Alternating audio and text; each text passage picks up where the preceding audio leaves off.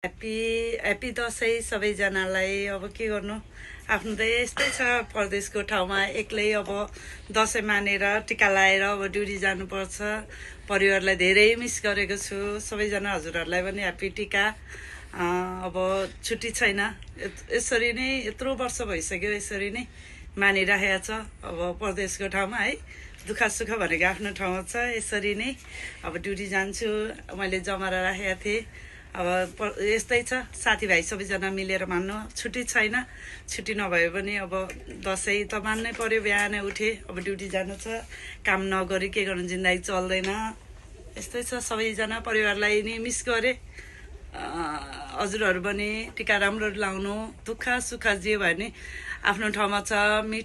मिठो मसिनो जस्तो जे छ आफूले बनाएर खानु। टिका हाम्रो चाहिँ यो चाडपर्वलाई भुल्नु हुँदैन।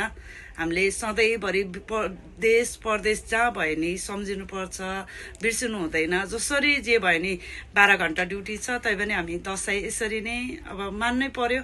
के गर्ने, ह्याप्पी दसैँ। ल ह्याप्पी टिका ल सबैजनालाई। अब ढिलो हुन्छ ड्युटीमा जानु। ल धेरै धेरै शुभकामना। ल मेरो ड्युटी सुरु भइसक्यो, ढिलो भइसक्यो। ल बाई बाई।